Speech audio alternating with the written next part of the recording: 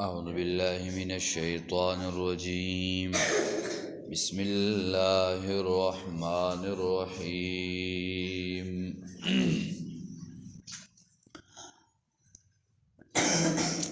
ومن قتل مظلوما فقد جعلنا لوليه سلطانا فلا يسرف في القتل إنه كان منصورا. سورہ بنی اسرائیل شروع پاغی کی د 23 آیتنا 22 آیتنا د دریو خبرو ذکر کېدو چې په 25 خبرو باندې مشتمل وي چې دغه د عذاب نه بچ کېدلو کې خبرې دي چې کله انسان دغه بزان کې راولي نو دی به د عذاب نه بچ کېږي. پاغ 25 خبرو کې ولس خبرې ذکر شوی ولسم خبره ذکر کېدا نهي ومن قتل مظلوما سوق چې وجل شي په ظلم سرا پنا حق سرا فقد جعلنا لوليه سلطانا یقینا ورکړه من ورساو د هغه لرا اختیار. سلطان مفسرین بیا ډېرې معنی کوي خو چې یو سړی په حق سره وجلی شول نو د هغې یو څو خبرې دي. یو دا یو سړی په یو سړي پسې راووتلو د هغه نه یې څه څیز اخیستلو او هغه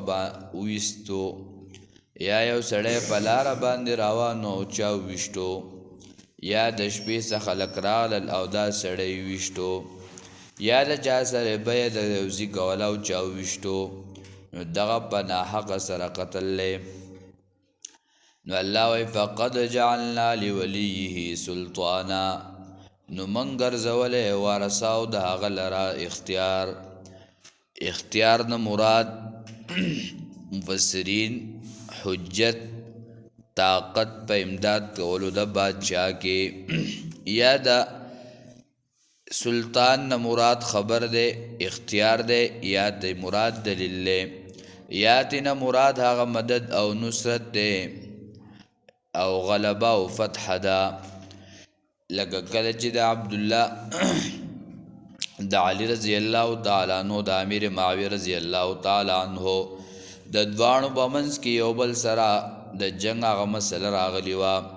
نو عبدالله ابن عباس نه چا تپوس وکړو، دا یو لوی مفسرو د باجبه نکتې وې، ځکه هغه ورته وی علي رضی الله تعالی عنہ په حق دی، خو معاویه رضی الله تعالی عنہ له به الله فتح ورکوي. چې کله هغه شانتې وشوه نو چا دې تپوس وکړو وی ای تا خو داسې ویلي و، تا څنګه معلومه کړې وه دا خبره؟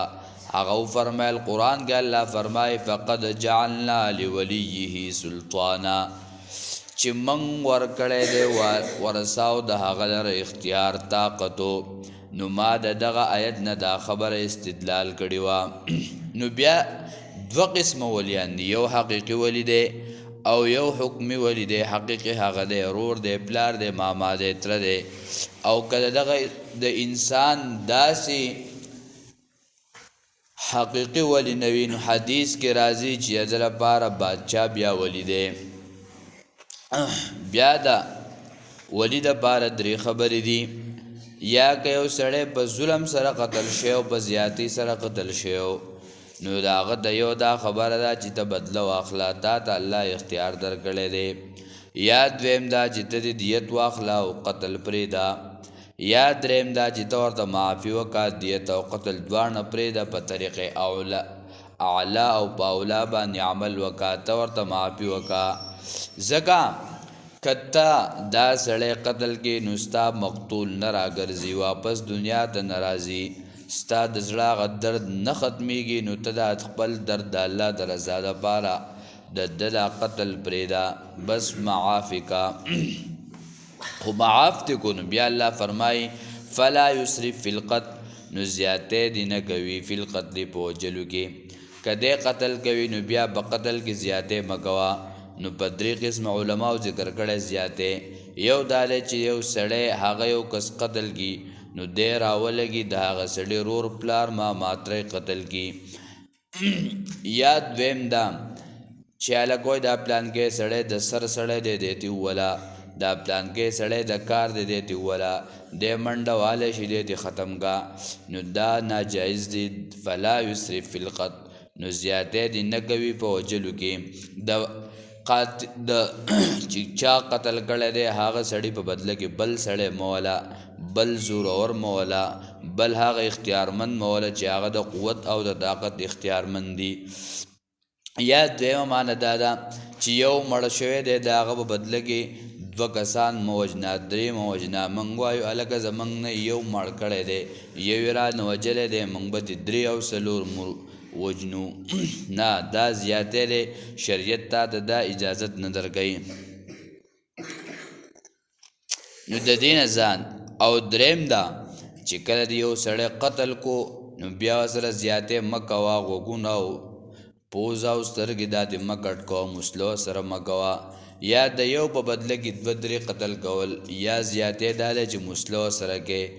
یا یو د قتل کړی دی مقتول یو دی او ته د هغه په بدله کې بل وژنې یو زید ولګې د عمر ویشتو نو ته د زید په ځای باندې بل بکر ولې نه دغه سړی د ده په ځای باندې بل ویشته مه کوه نو دا زیاتې دی انه کان منصورا یقینا د ده سره امداد کړی شوی دی یا کدی مقتول دا کم ورثاو نو الله پاک به د دوی سره مدد کوي که دوی دغه زیاتې دا نه کړی حدیث کې راځي وایي تاسو د ظالم سره هم مدد وکړئ تاسو د مظلوم سره هم مدد وکړئ نو صحابه وی ای د الله رسوله څنګه وکړو وی د مظلوم مدد دا دی چې د ظالم نه اخلاص کا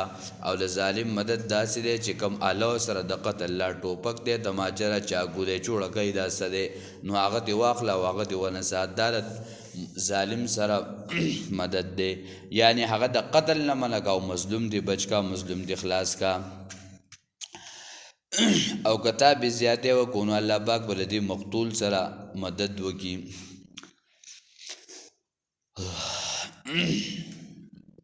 نو لسم نمبر حکم نهي ولا تقربوا مال اليتيم او منز دیگیگا مال د یتیم تا الا باللتی هی احسن مگر بداسې طریقه سره چې وي ښایسته د شرع مطابق حتی در دې پورې یبلغ اشد حتی یبلغ اشد تر دې چې ورسیږي ځوانۍ خپلې ته نو دا لسم حکم دی ونه وي چې مخوره د یتیم مال یعنی د یتیم مال ته منز دیگیگا مطلب دا دی که یتیم پاتې شو نو د یتیم په صحیح طریقه باندې پرورش وکړه که مال در د پاتې شو نو ځان چوکیدار کا که مال در د پاتې شو نو ځان دکاندار کا که مال در د پاتې شو نو ځان ډریور کا ګاډی والا واخله ډریور پکې تشه او د هغه د مال خیال ساته دکان والا کلاو که په دکان کې ورلګې نه دکان خپل مزدوري ته اخله نور ولا کاروبار چلوه دغه شانتې مال ولا واخله هغه ولا په تجارت کې لګوه بارګینګ کې ځمکې اخله او خرڅوله خو خپله منافع اخله نور د هغه پیسې چلوه نو دا به د هغه دپاره د مال تربیت دی مال به ور دغه شان دی بچ کې دا نه ولا تاکلوها اسرافا و بدارا ان یکبرو چې زر زر تې خوره چې دی رارځې چې ما کار کړی چې بیا وایي چې څه شو نو زه یم چې به تا مې لګولی دی تا ته مې اعلی تعلیم در کړی دی او تا مې په اعلی سکول کې داخل کړی وی او ستا خو له سهار ناشته د چرګې سره وه او ماسخوتن ناشته د کبابو سره وه نه تا پکې خپله خېټه سره وله د یتیم مال به خپله خوړو بدنام هغه او نور کار تا خپل ویستو وای خپل بچو سره هم ساته چې وړه راوړي یو ځای ساته خو چې هغه یو کس دی د هغه د پیټۍ نه د یو کس وړاغېږه او د خپلې نه پنځو کس وړاغېږه نو موږ د هغه د هغې نه پنځو هغېږو خپل د هغې یو کس هغېږو د څلورو هغه د ځان نه خورو بیا وایي موږ وایو د یتیم پرورش کوو حدیث کې راځي چې رسول الله صلی الله علیه وسلم فرمایي که چا د یتیم پرورش وکړو ما او هغه به په قیامت کې داسې یو نو په دې دوو ګوتو په منځ کې چې کوم فرق دی نبي علیه صلات وسلام مرتبه هغه اعلی اوچته ده دی به د نبي علیه صلات وسلام پسې ورپسې وي رسول الله صلی الله علیه وسلم فرمایي چې چا د یتیم په سر باندې لاس کېښودو د ده د لاس د لاندې څومره ویښته راغله الله جل شانه به دې انسان ته دومره اجر او ثواب ورکوي خو په دې نیت باندې چې په زړه کې د همدردي وي اخلاص وي دا نه چې په ظاهره باندې چغې وباسې او په زړه کې څومره د نه زیاتی کېږي دومره ورسره کې نه په دې باندې عمل نه میلاویږي په دې باندې اجر نه میلاویږي سحر د خپل یتیم تپوس کوه ماښام یې تپوس کوه الله به درنه راضي کېږي او که د یتیم مال دې خوړو نو حدیث کې راځي په معراج په واقعه کې موږ ذکر کړی نبی علیه الصلاۃ والسلام چې کله معراج ته تللی نو څه خلک یې ولیدل چې د کاسه ډکېده د اور او په خوله کې ورته اچولی کېده نبی علیه السلام تپوس وکړو دا څوک دي جبریل امین وفرمیل دا هغه خلک دی چې دوی د یتیم مال راخلي او خوري نو بیا به د ده په خوله کې د اور هغه کاسې اچولی کېږي او قرآن کې الله پاک فرمای ان الذين يأكلون اموال اليتامى ظلما انما يأكلون في بطونهم نارا چا چې د یتیم مالو خوړو د خپل خېټې ته اور واچو نو د خپل خېټې ته اور اچول د یتیم په مال باندې د یتیم د مال نه ځان ساتل هغه نه خوړل د هغې نه ځان بچ کېدل پکار دي دا نه چې غم وشو نن پسې اوله جمعه ده او بلو څلوېښتمه ده لا اول ځا وروسته پسې ملا ورمنډې وایي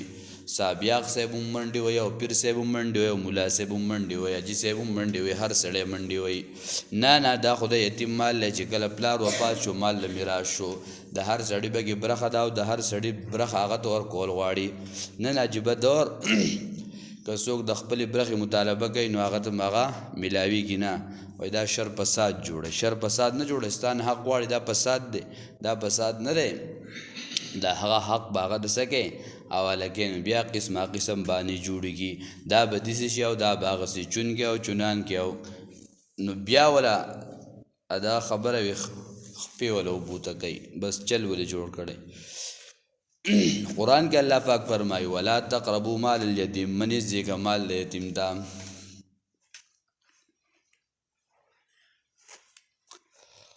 الله الا بالتي هي احسن سورة معون کا اللہ پاک فرمائی فذلك الذي يدعو اليتيم مور کو دیکی بس تو خدا هغه مال خوري هغه د دیکی ورکه د ځان د لوی ګوره دیکول ورکه چې چل لرته وخی د ځان لري کچرا ډینګړې دیکول ورکه نو دا هغه مال خوري نو هغه غریب ته د سووي خو د ځان لوی ګوره چې دیکول ورکه چې تا سملای کنه چې چل سره کوي او بس مونږه اکثر اپختو متل او بزیزی له کمزور زی ورزي چې دا هغه د سپوس سوق نه نو د دین ځان ساتل پکار دی الله دې موږ او تاسو د دین حفاظت راکړي الا بالتي هي احسن مگر په داسې طریقه سره چې هغه ښایسته وي ښایسته طریقه سره وایي د یتیم مال ساته ځان ډرور کا او ځان دکاندار کا او ځان چوکیدار کا چې کله ورسېږي بلوغ ته نو مال وله ورکا نو علما ذکر کوي چې بیا د امتحان والا پیسې وله ورکه ویې لاړ شه زویه بازار ته لاړ شه سودا راوړه چې دا شی راوړه او دا شی راوړه او دا شی راوړه چې هغه څیزونه صحیح راوړل نو پته به تا ته ولګي چې او دی د خپل مال څوکیداري کولی شي نو مال ورته حواله کا که بیا هم نشي کولی نو امام ابو حنیفه رحمه الله فرمایي چې 50 کالو ته ورسي پس د هغې نه ورته مال ورکوه که بیا هم داسې لګی نو جیل ته یې واچوه چې په خپل حقیقت پوه شي چې خپل مال بې ځای نه خرچه کوي بې ځای نه لګوي حتی یبلغ اشده تر دې پورې چې ورسي دی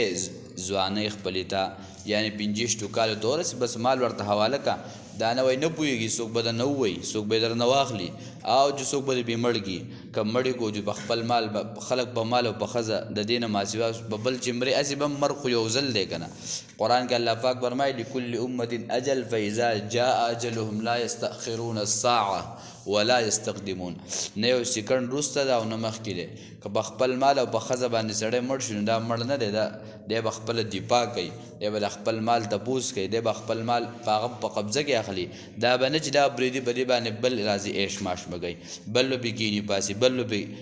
په ګاډو کې ګرځي او هوټلو ته به بل ځي پردی مال له هغه ورکړه بس که هغې خوري او که هر څه کوي ورسره هغه په خپل ښه بد هر څه او نن سبا خو ماشوم تپوس وکړه هغه د مشران زموږ هغه ښایي وایي دا دای سره او دا دغه دی او دا هغه دی او بس تفصیل سره درته بیا ذکر کوي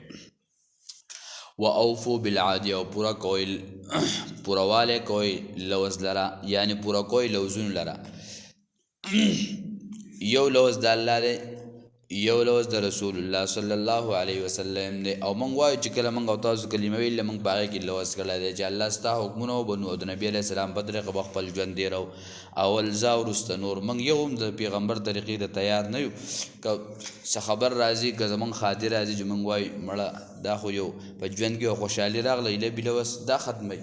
که لږه غم راشي وایي مړه دا خو غم دی جدا اوس مولان پکې راووتل پلان کې پکې داسې کوي پلان کې پکې داسې کوي